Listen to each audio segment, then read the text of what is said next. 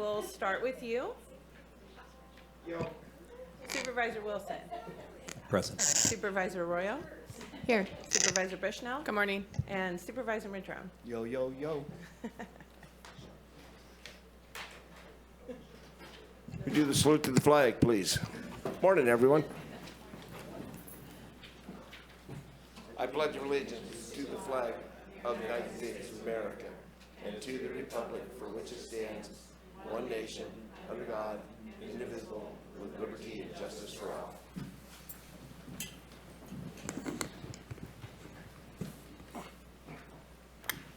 Good morning, Chair Bohn. Morning. There is one modification to the agenda today. Item D7 is being pulled from the consent calendar for discussion. Great.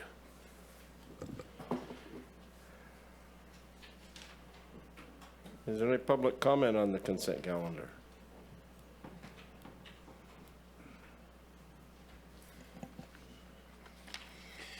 Ken Sawatsky, thank you for my opportunity to speak today. Salute, Gesundheit, there we go. Basically, there are a few very good things on here. I really appreciate it. I think we've got a submission for a grant for some housing and urban development. I think some of this will be happening. I strongly support these things. My understanding is there's some funding coming forward for a project down in McKinleyville. I strongly support the portion of the project which is for the affordable housing project. The rest of the project I consider to be nothing more than elder abuse in the manner it's structured, and strongly recommend people do not participate in that part. I also did appreciate, I think there's something in here regarding Redwood, the river up there by Oric up there, where we have had a levee put in that should have never been put there. Mother Nature probably will take it out eventually.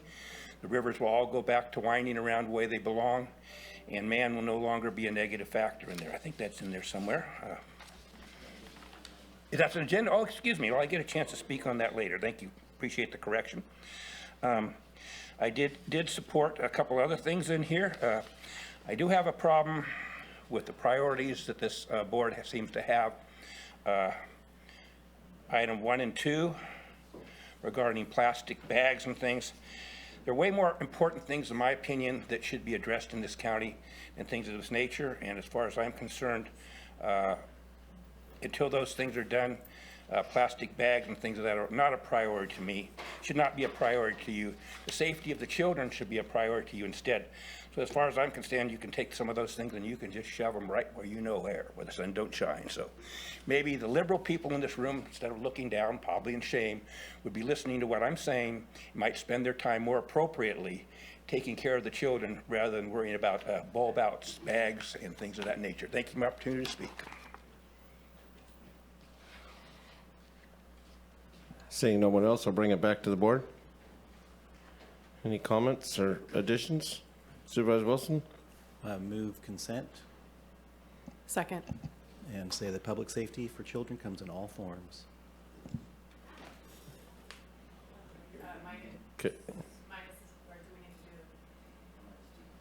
D7. Yes. That's what I meant. Yep. It's been moved and seconded. All those in favor? Well, I'm sorry.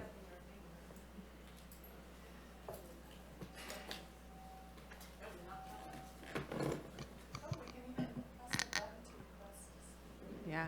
Okay, sorry. Did you want me to do roll call since it didn't come up? That, or you can kind of just guess what we think. I'll do appropriately. Chair Bohn. Yes. Supervisor Bushnell. Yes. Supervisor Wilson. Yep. Supervisor Arroyo. Yes. And Supervisor Madrone. Yes. Thank you. Motion carries 5-0. All right, and we'll come back to item 7.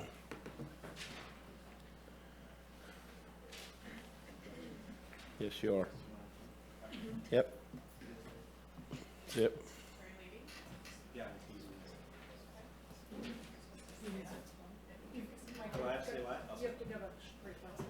Give brief I'm recusing myself. My spouse works on this project that's being mentioned, so there you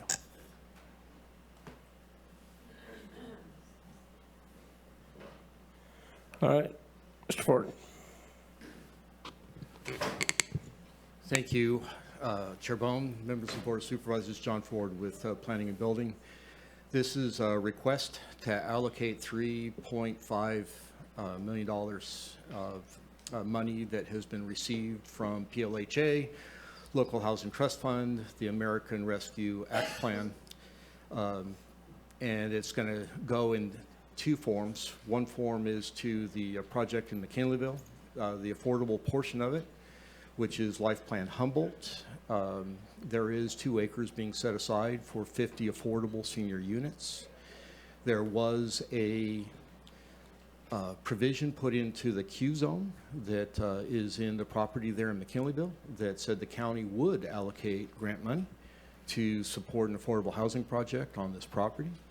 The remaining $2.7 million will be used to support another project or projects. We're going to issue a request for proposals on that and get proposals for somebody to develop multifamily housing. And so that is a little bit undefined, but the RFP is included for your review. That's a brief overview. Happy to answer any questions that you might have. I had and maybe I asked you this yesterday and stuff like that. Is there any time frame for the affordable housing? Because I know the other housing can happen, and the 2.7 can be used for the planning, and the 504,000 will be, or basically 15%, is just for low-income housing. Yeah, And there's no time frame when the low income gets built. It can be backburnered for a lengthy period of time? No, there is a proposal that they submitted with their application that shows that when they get this money, they're going to use this money really for pre-development services and property acquisition that will occur this year and next year. And that'll also be used to submit for grant funding, which will be allocated in 2026. And then in 27, they project starting construction completion date in 28. If the money's not used for those purposes, it is repayable. It must be repaid. So is that for the 2 acres for the low-income housing? That's for the 2 acres for the low-income housing, that's correct. The 504,000? Actually, 1,008,000. There's The 504. Okay. Right, yep. All right, and we'll document, because I've just got a lot of phone calls on this that people are having issues with, and I don't have enough of an understanding of what it is, but I got a lot of letters, or form letters, so. or Understand. emails. Okay. Supervisor Madrone? Thank you, Chair. Well, I support the project, and I know McKinleyville is excited to have some more low-income housing coming in for seniors. And this is a piece of a larger project. Also, the money that's being set aside for requests for proposals, I know there will be some in McKinleyville and hopefully around the rest of the county. Again, both those seem to be really good things to me. So thank you for your work and staff time to bring this forward. That I'll open it to public comment. Sorry to have spoke a little too soon on this. Strongly support any of these projects. The public benefit come first.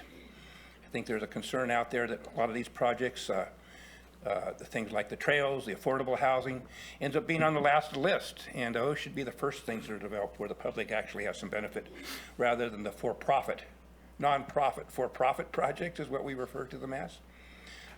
So I strongly support you moving forward with this. I strongly appreciate the clarity brought forward by John Ford. As you know, I speak with him on most topics and spoke with him earlier on this one so he could answer some of my questions but we do need these projects, and there is a demand. So anytime you have one of these, please make sure that the public benefit comes first before the profit. Thank you for the opportunity to speak.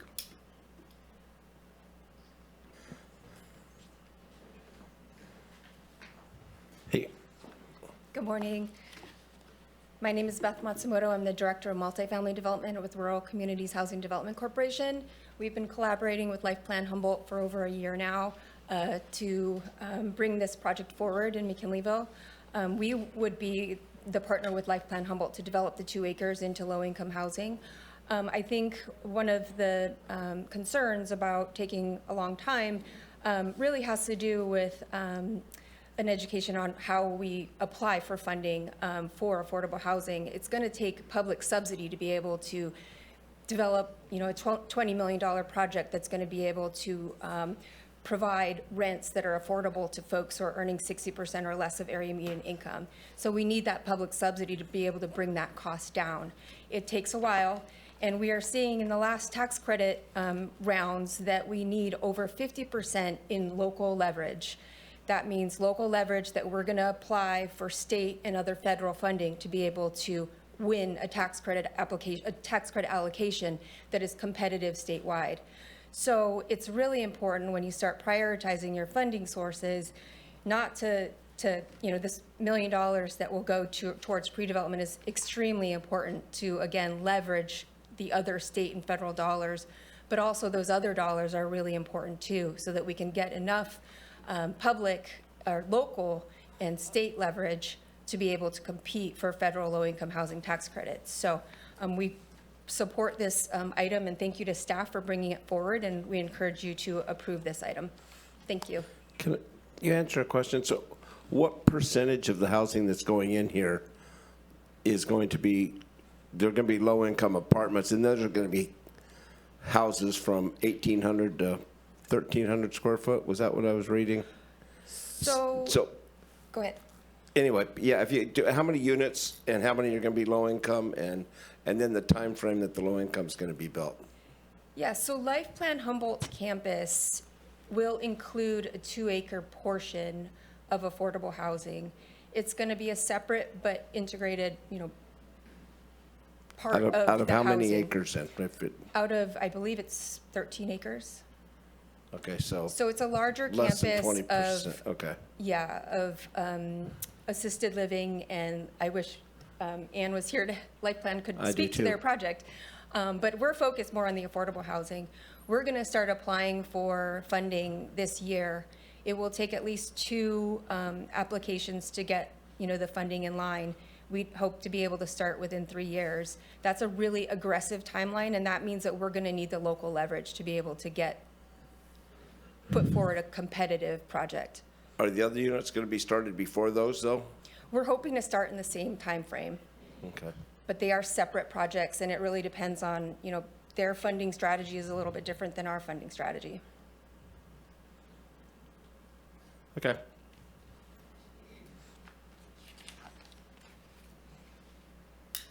Thank you. You bet. Any other questions from the board? Oh, I'm sorry. Good morning, I'm Mary Burke. I'm speaking as a resident of McKinleyville, and just want to say anecdotally from friends who are seniors that the opportunity to move into Life Plan Humboldt's campus for low-income seniors is really exciting. I have a lot of friends who fit that profile and say that this will get them out of their multifamily homes and into a place that really fits their lifestyle right downtown in McKinleyville. So really excited to hear that the county has this grant funding to support a really a great model in McKinleyville. Thank you. I agree 100%. I just want to know when it's happening. With that, Nikki, looking for a motion? Supervisor Madrone? I would move approval of the staff recommendation for this item. I'll second. Okay, hold on just a second, sorry. Chair Bohn, Yes. Supervisor Madrone, Yes. Supervisor Bushnell. Sorry, my computer is doing something over here. Supervisor Arroyo. Yes. That took my attention away, I apologize. Okay, thank you. Motion passes 4-0, sorry. Thanks, John.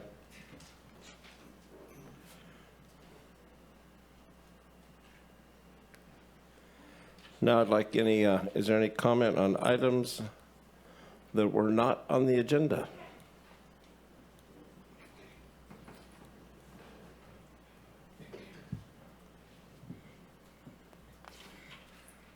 Are we to wait for Supervisor Wilson to return, or shall I go ahead? Go ahead. Thank you. As some of you can tell, I am not very happy.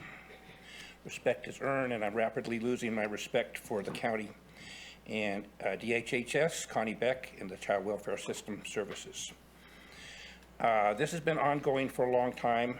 Connie can't say she hasn't been notified of this, of the deficiencies, and in my opinion has taken no action whatsoever. I had to file a complaint with HR department to try and get something going here, and allegedly I gave them some documents I wasn't supposed to have, but I will contest that. So here's how far back this goes. From Connie Beck, in response to other emails, 3/2 of 2024, 10:57 a.m. to Kent Sawatsky. Good morning, Kent. I know that staff will do the best work in this situation to keep the children safe while following the law. Thank you again for your concern. Well, they're not safe. They didn't follow the law. CWS was requested by the tribe to provide documents to them under ICWA. CWS fraudulently said that they had gotten a hold of the tribe when they didn't. This is something we're already under state mandate for by the state attorney general, and we are failing. This is failing totally. For children to be in this position at this time is unfathomable, and it is all on CWS. My complaint was regarding, I'm naming names, Gabby Balderon and Chad Olson filed some completely fraudulent reports, did not even include the testimony of the main person who should have been in there, and they should be ashamed of themselves. The report then was relied upon by someone who also, in my opinion, is not doing her job, and she is Darlene Ann Baldwin. She's supposed to be representing the children in this matter. Hasn't spoken to the children, probably wouldn't recognize the children, and she's with the court system, not a county employee. She's supposed to be the counsel for the children. Instead of being the counsel for the children, I observed her personally, might as well have been lap dancing the attorney for the person here who was basically the molester, just right there with them. Oh, we're taking care of it. We're going to see what you want to have happen. Not in the interest of the children at all, number one. Number one, when the children have a problem like this, they need counseling, first thing. CWS has not gotten a single minute of counseling for little Graceland, not a minute. This is darn near obscene. Things are going to change. And if something doesn't happen during the next 2 weeks, I will turn this place into one of the biggest shit shows you've ever seen, and I will whine.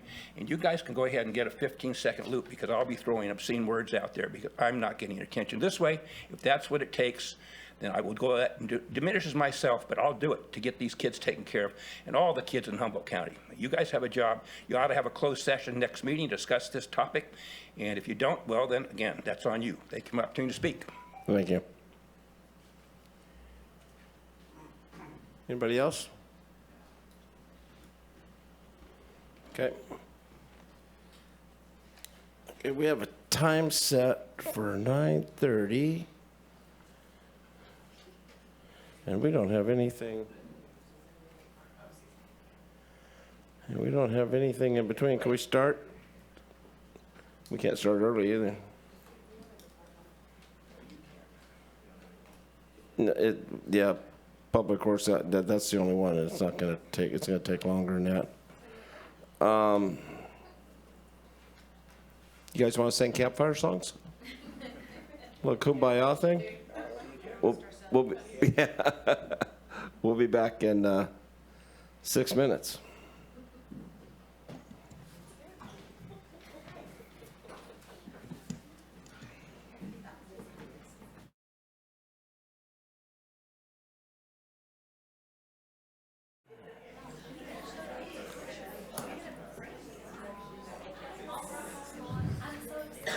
I said 6 minutes. It's been 9, knowing it takes 50% longer.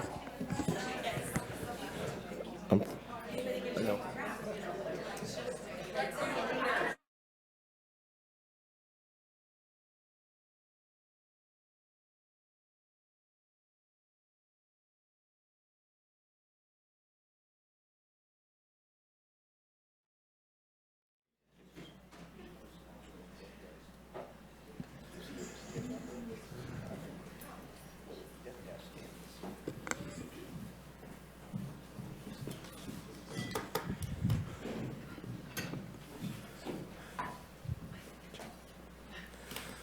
All right.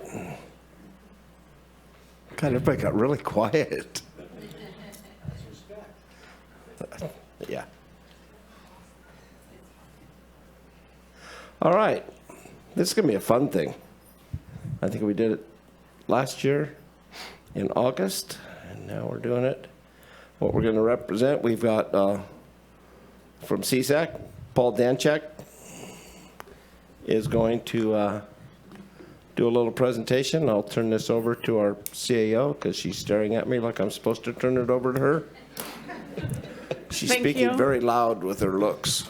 Thank you, Chair Bohn. Yes, this is exciting. Today we have Paul Danchek with CSAC here to present many staff their CSAC credentialing. This is part of the Bill Chaya Institute for Excellence offered through CSAC, and it's a unique opportunity that we've been able to partner with CSAC to offer trainings here in Humboldt for our staff. Normally, folks would be traveling to Sacramento and other far reaches of California to obtain their credentialing.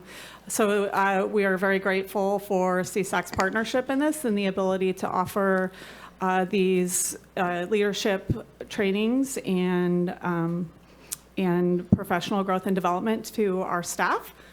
So with that, Paul, excuse me, we'll say a few words about it, and we'll pass out the plaques to everybody. And then following, if everybody could hang out here to take a picture with your board, and then everybody will go out to the front step to take a picture. Not us, you all will stay here, but all of them will go out there. That'll be fine. Paul, thanks for, see, it works out a lot better. You just drive up here by yourself and instead of us sending everybody to you, so. And I would come up here anytime. I love it up here. There you go. Anyway, thanks, Paul. That's right. Good morning, supervisors. He had a CEO jacket Hayes. on in Ferndale last night. I just want you to know, so. I'm like, why is it so cold up here? Had to bring my sweatshirt up. Well, want to appreciate and want to thank you in appreciation for supporting the CSAC Institute. I'm Paul Danchek, the CEO, don't tell my boss, COO of the California Counties Foundation, where we do a number of things. We're known for the Bill Chaya Institute for Excellence in County Government. That's certainly been the hallmark of what the foundation has done. We have other initiatives as well, including supporting counties with their grants, applications, et cetera. But we're here today to be able to celebrate 29 exemplars within the county of Humboldt. And what we start to recognize is how important these programs are, not just in the short term, right, where participants go and have a positive experience, but the long-term impacts of professional leadership development trainings.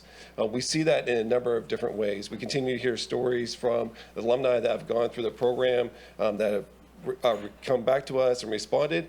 We also send out an annual survey in October to hear from the alumni to see what they're doing and how the program continues to impact and shape their leadership abilities.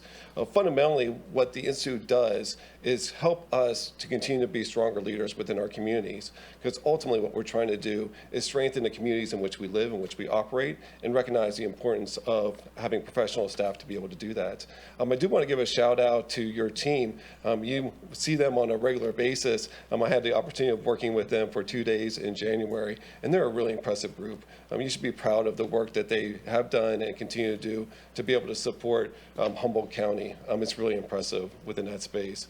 I want to thank CEO Hayes for offering a campus in Humboldt, because what we have recognized over the last 2 offerings is that while the focus is on Humboldt as far as where the majority of folks come from, it's also partnering with other communities from Del Norte County came in this year as well as last year, Trinity County the same way. And what we start recognizing with these types of campuses is the more that we can talk to each other, the stronger we collectively become. And we're recognizing that within geographic regions as well. So just want to thank you for hosting the space for those conversations to take place.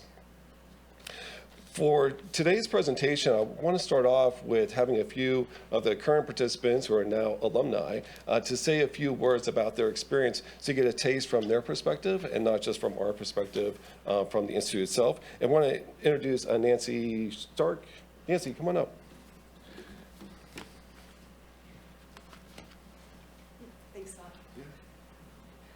Hi, Nancy Stark, Legislative and Policy Manager, Department of Health and Human Services. I just want to thank the board for this training opportunity. I found it to be useful and invigorating. What I really appreciated was the opportunity to build relationships with my colleagues across departments. Holding it locally, I think, was a cost-effective way of lifting up leaders across departments simultaneously. We all learned and practiced the same information at the same time. And I feel a camaraderie with my cohort. We each really want to excel at our jobs, providing excellent public service. So I want to thank the board and the department heads for offering us the tools to do that. Personally, I'm actively putting the content into use. It's really pushed me forward to try new methods and new ways of getting the work done efficiently and effectively. The experience was uplifting, and I just want to thank CSAC and the board for offering this opportunity locally here in Humboldt. Thank you. Thanks, Natalie.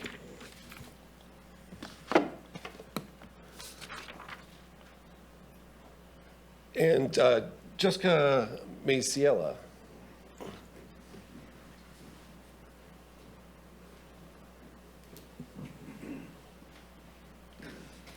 Good morning, Board. Jessica Maciel, Deputy County Administrative Officer. I, like Nancy, want to thank your board for this opportunity and department heads and our CAO for allowing us to attend these sessions. The series and presenters were truly top-notch. Thank you to Paul, Regina, Deb, Jim, and Laurie for making the trek all the way up here to Humboldt. This was a really amazing opportunity to collaborate and build relationships across departments while learning valuable leadership skills and tools. And it's really great to work for an organization that values professional development for leaders across all levels and departments. And thank you all very much, and thank you to CSAC. Thanks, Jessica. Before I call out and recognize the graduates' names, CEO Hayes, if you come down and join me for the recognition, just want to take a half a step back and share a little bit about the program itself and its offering. The program is no joke when we talk about it from an executive educational standpoint. It's 50 hours worth of instruction over 5 months. The way that we arranged it this year was to have 2 days back-to-back, a Thursday and a Friday, about a month apart from each other. And we noticed a couple things that happened within that dynamic. One, the participants were able to jump into the material very quickly. So whether we're talking about public service values and then how that translates into managing teams, or we're talking about data and how that influences the way that we communicate, those conversations were richer because of the intensity of the program itself. This is all with the recognition that they're also holding down their day jobs, and just want to give a shout out to the participants of knowing that just because you're at a training doesn't mean the work stops, and they continue with their current workload even while they're going through the trainings themselves. So I want to give them a big thank you for the work and the effort that they put into the program itself. These 29 will now join a network of over 1,500 folks across the state, from the program's offering over the last 16 years. So excited to be able to welcome them into the family. Okay, without further ado, I'm here with the graduates. Scott Adair, who's out today, but we want to recognize Scott.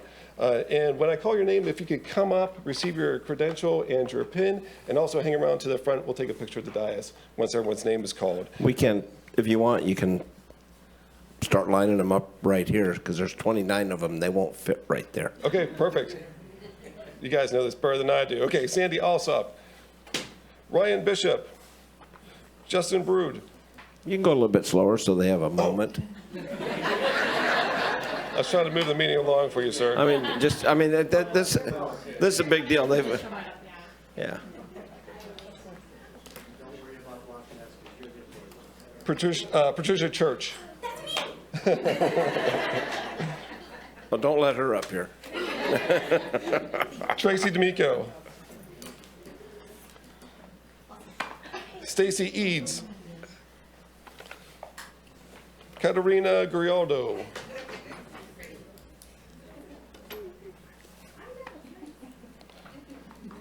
Nicole Goldbach. Check the spelling, everyone. Megan Gotcher. Travis Green. Grace Hammacher. Bethany Hubbard. Tiffany Hunt.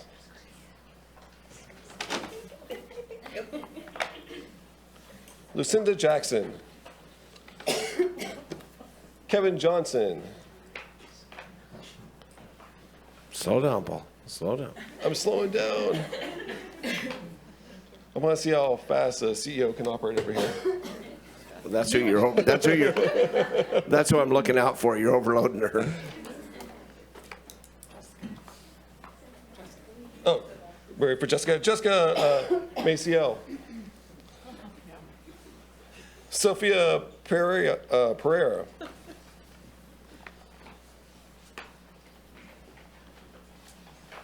Amanda Phillips. Betty Resendez.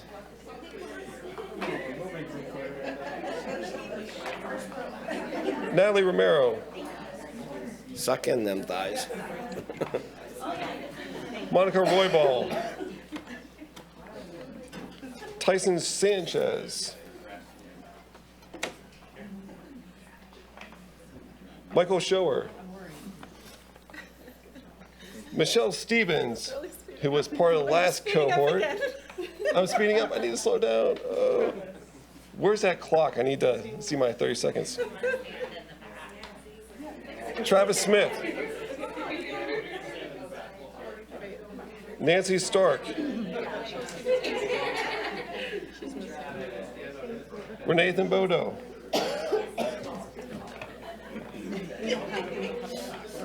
Lydia Thrash. Shannon Wilson.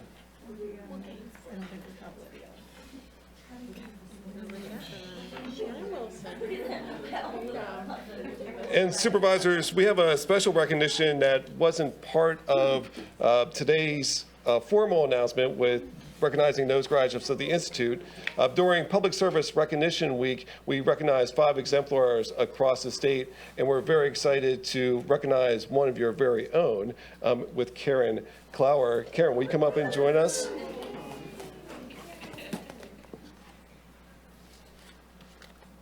And this special recognition was to honor those that are in public service at the county level, and something that we're able to celebrate. So Karen, it was great celebrating with you. Thanks for letting us do it. Thank so you. Take a picture with us if you would.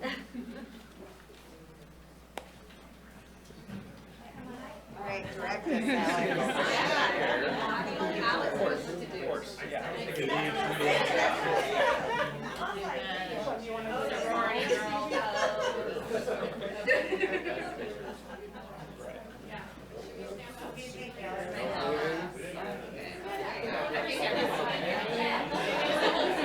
As long as I can see everybody's eyes, I'm good.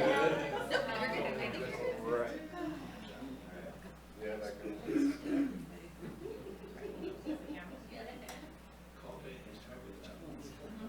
I don't know if I'm going to be able to grab everybody. Or if can we bring maybe even a row in, just a small row in the like as a third row in the front here. If anybody who's shorter would be best, so they're not in the back. There we go. Perfect. All right.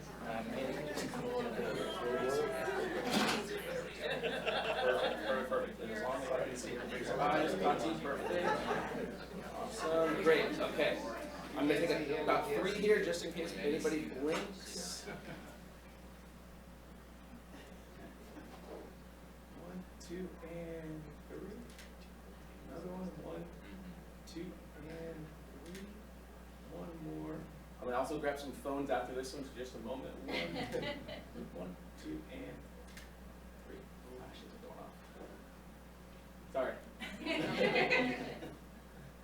There we go. Sean, we're taking 2 pictures at once. I don't know why. Doing more with less. Right? Okay. 1, 2, 3.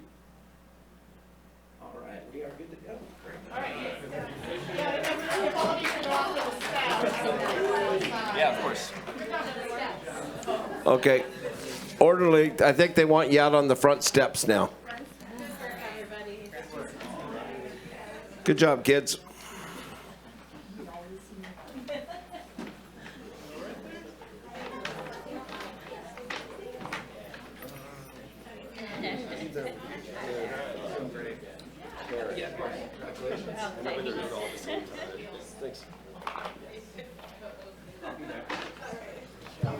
Paul, thank you very much. Appreciate CSAC and all they do for us and everything, and this idea. I mean, and you can be excited. You need to get out there for your picture, but I know you're opening a 7th campus, which is exciting for you. So now we'll have 7 throughout the state, and that 1,500. And you told me a figure last night that you're up 40% in signups. Is that right? We have over the last year. We see the increased demand that just continues. It's just perfect. a reinforcement of the great work that's happening out in the county space. It's perfect. So thanks for being a partner as bet. we continue to move forward.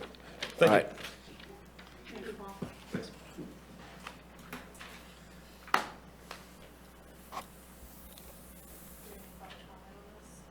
Is there any public comment on this? I don't know if there's any action on it. No? Receive and file, please. I move to receive and file. Second. Been moved and seconded?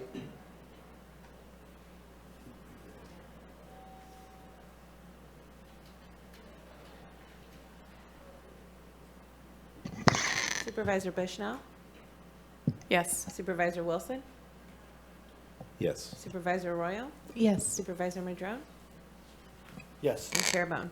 Yep. Thank you. Motion carries 5-0. All right. I'll bring it back to the board for the Redwood Creek Estuary Ecosystem Restoration Feasibility Study.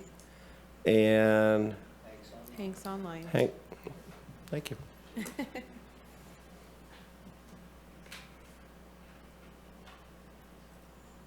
Good morning, Hank Seaman, Public Works Deputy Director. How's my audio? Perfect. You can sing. Good morning. I'm recovering from illness and thought it'd be best to join remotely today. This agenda item relates to a proposed feasibility study to look at restoring the Redwood Creek Estuary. And for the staff report, I've got a short set of slides that I'd like to share with you.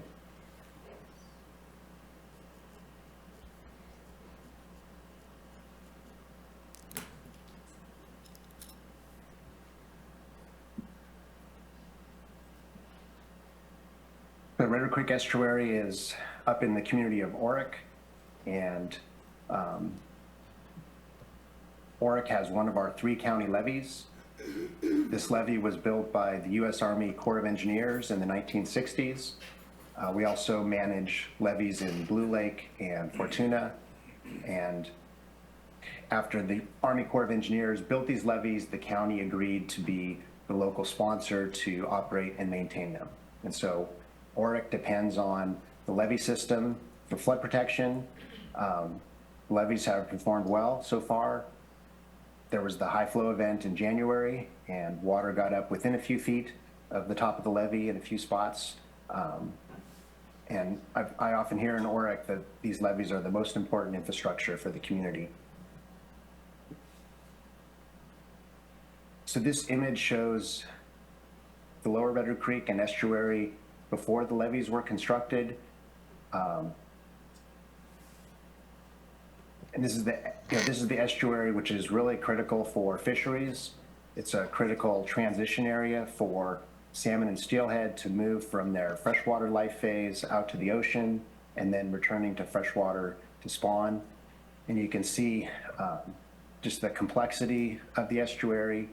And what's remarkable is that looking at aerial photos and going back to the 1940s and 50s, that the estuary was largely stable and was able to maintain kind of the complexity and diversity that's shown in this picture.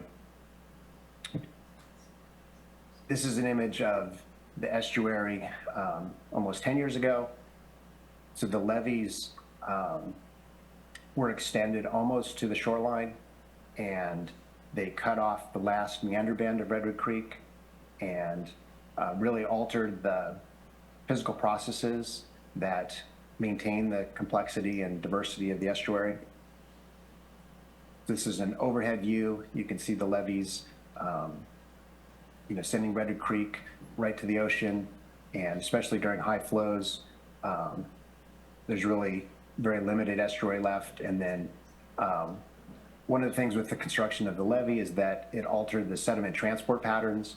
And so really ever since the levees have been constructed, ocean sand has washed in and then has not flushed out. And so that has really impacted the slough that was present to the north, called North Slough, as well as the slough to the south. And these photos show kind of a before and after comparison of how the size and the complexity of the estuary changed with construction of the levee. And so starting in the 1980s, National Park Service and others looked at efforts to try to advance restoring the estuary. One of the complications is the diversity of ownerships.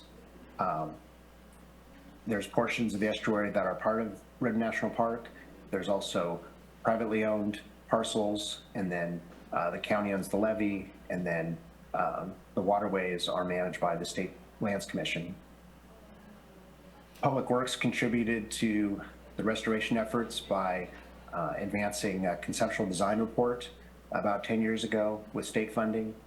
And then a few years later, California Trout convened a stakeholder group with private landowners, public agencies, Yurok tribe, to try to facilitate a collaborative effort to develop shared principles and goals and focus on identifying a consensus-based project that could restore the estuary and be compatible with adjacent land use and management goals.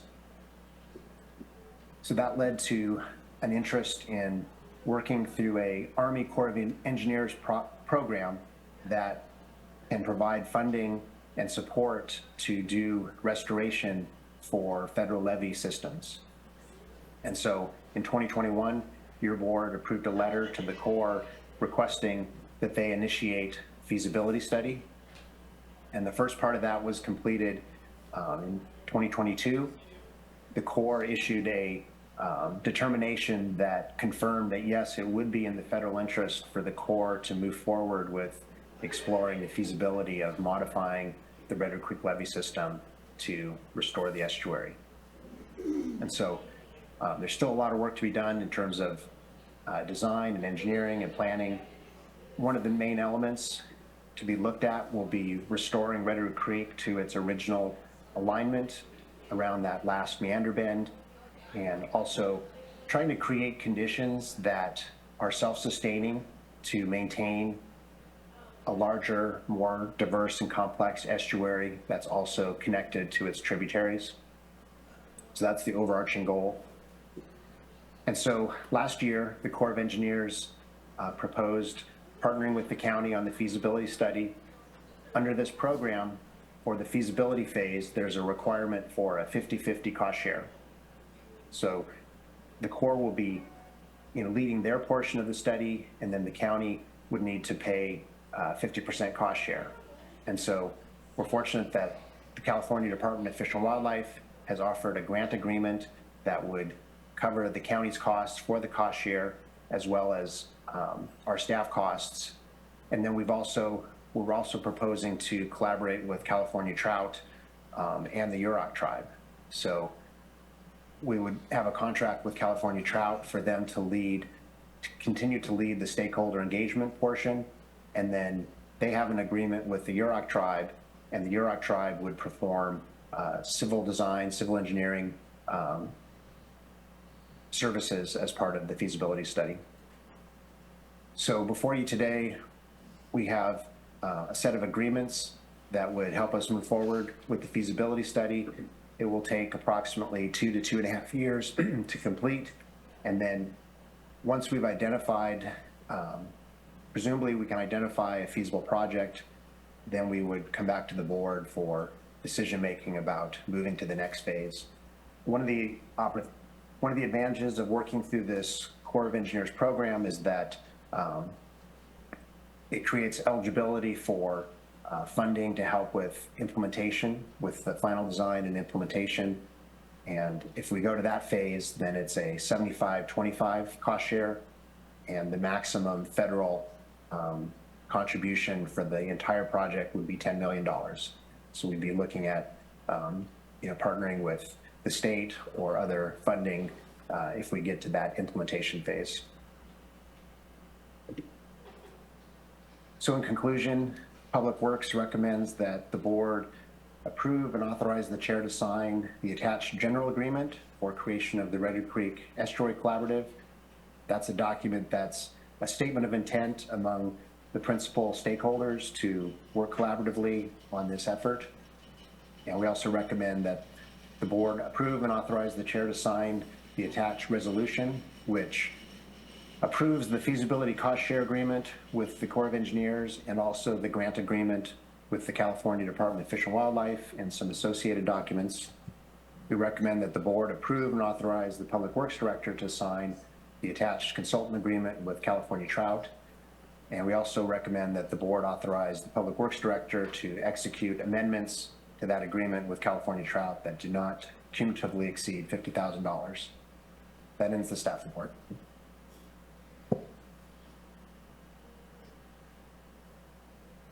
Thanks, Hank. Supervisor Madrone. Thank you, Chair. Well, I want to thank Director Mattson as well as Deputy Director Seaman for their really hard work on this. I mean, Hank and the county have taken on a lot of river projects over the last 10 years. This is just one of many projects with the Eel, with the Trinity, the Klamath, you name it. We're out there involved in so much. So thank you, Hank, for your dedication to this project. But also I want to thank the landowners that are very engaged in this project. And with the stakeholder group that Mary Burke from CalTrout as well as Leslie Wolf from NOAA have been really, the prime leaders in this effort. They've really worked hard. We've all worked hard to try and make sure we're bringing the landowners along, that this is something that they can support because it affects their property. And I'm proud to say that that group has been working really, really well together, along with many other agencies like Connor Shea with U.S. Fish and Wildlife Service, doing a lot of the extensive modeling to try and figure out what's it going to look like, when the project's implemented. So thank you all for being here today, and I know you're going to have some comments as well, but it's really quite an amazing project going on, and ORIC is very grateful for the attention to this levee system. There are other things to consider, but this is one of the primary pieces at the estuary area. So just want to thank you all for your work at the county level, as well as all the other agency and the Yurok tribe. Couldn't ask for a better stakeholder group, really. So thank you. Thank you. And I'll open it up to public comment then.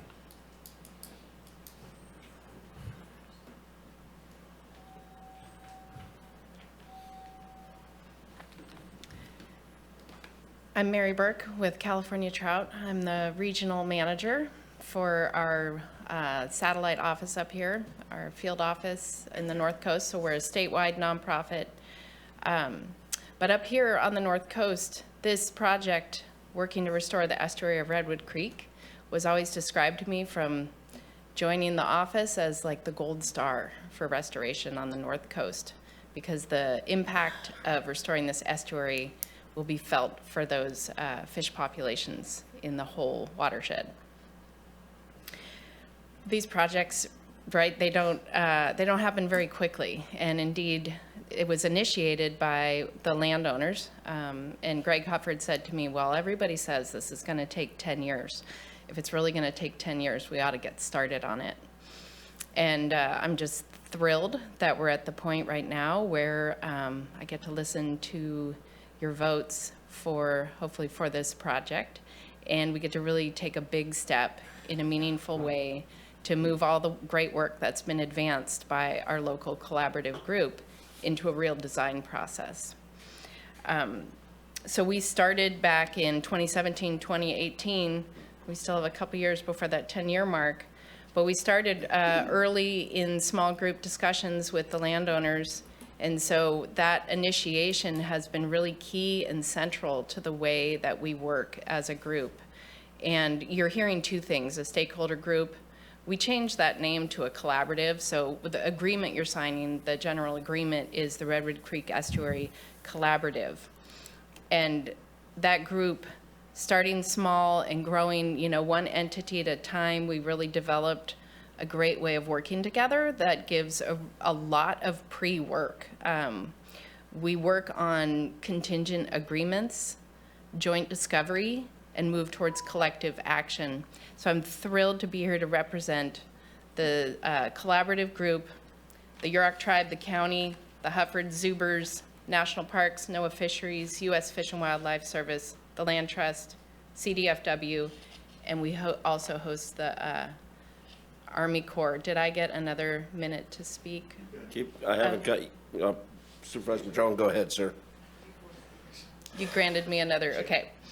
So I just wanted to emphasize how thrilled I am to be able to be a consultant with the county on this. Cal Trout will bring forth and keep working to host this collaborative group.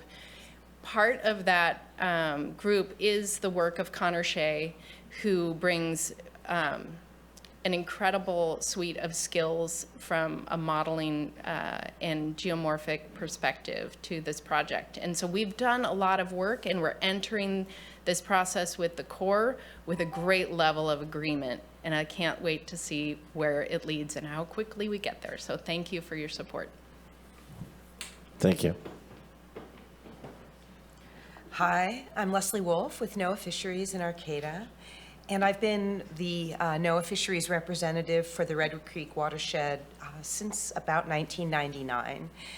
A number of years ago, in about 2014 and 2016, we put out our recovery plans for coho salmon, Chinook salmon, and steelhead. And restoration of the Redwood Creek estuary is a high priority recovery action for all of these species. And restoring the population in Redwood Creek of each of these species is either core or essential to recovery. What that means is we won't be able to declare a species recovered without a recovered Redwood Creek population. So that's how important this somewhat small estuary is to these local fish populations. I just wanted to have an opportunity to stress that. And then I just want to also say thanks to the whole collaborative group, and especially to Mary for her leadership and our ability to come together on a multi-objective project where multiple interests are being met, and we feel like we have found a win-win path forward for the fish and the agricultural community. And that the project not only will improve habitat for salmon and steelhead, but will actually improve conditions for the adjacent ranchers, which are now experiencing lots of backwater flooding, called nuisance flooding. It's not over the levees, it's around the end of the levees. And that's been increasing in recent years and is a real detriment to their operations. And this project will also restore function for their interests as well as the fish.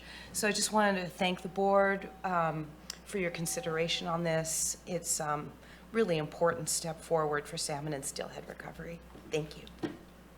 Thank you. Kansawatsky strongly support this project. I think it's fantastic. The rivers and things need our help right now to put them back the way they were before, or as close as we can. I did want to point out that, there are some people who say landowners are not environmentalists. Well, a lot of us are custodians of what we have, and we're very proud to be part of these kind of projects. Myself, looking forward to work with Supervisor Madrone on kind of a project out there in the Christie Field someday. We enjoy working with all the other groups, and I want to thank all of you for bringing this closer to fruition. It's a long road all the time. We understand that. We have to be patient, but move as fast as we can. My perspective is that the indication you have about the water going around and things is Mother Nature's going to fix it if we don't, and you might as well do it in everybody's best interest. I think it's money well spent, and especially since none of it's ours, we're getting back some of the tax money that we put out there, and it's about time, because the rural people should get a higher percentage back of their thing because of the wonderful work we're doing here to support our local environment and the environment that keeps the rest of the human race alive. We are the filter. We are the future, and I strongly support you continuing down this path in as many different estuaries and other parts of the river and nature we can. Thank you for my opportunity to speak. Thank you. Bring it back to the board. Supervisor Madrone. Well, I'm sure there may be some questions or discussion at the board, but I'm going to make a motion to approve staff recommendation. I'll second. I do have a comment. Please. I just want to express appreciation to CDFW for their part in this really significant amount of funding through Prop 68 and the severely disadvantaged communities grant program, which is not one that I've personally seen used too much here. It's pretty cool to see that being utilized to help this project move forward. So I'm really thrilled to see that. I originally thought this was going to be, FRGP funding, Streets Restoration Grant Program funding, and then I looked into the agreements and was pleased to see that Prop 68 funding is being used. So thank you to CDFW as well as all the other partners. All right, I'll bring it back. I've got to give a shout out to Ryan Sundberg, because I remember him championing this years ago, 2016, 17, and bringing it this far. Caltrout, don't forget Elk River. I hope the stakeholder agreements go a lot better in Oric. I think the Zuber family and Huffords and all those families out there are fairly easy to work with as long as you're fair with them. So, Nikki? Thank you, Chair Bohn. We'll start with you. Yes. Supervisor Bushnell? Yes. Supervisor Madrone? Yes. Supervisor Arroyo? Yes. And Supervisor Wilson? Yep. Thank you. Motion carries 5-0.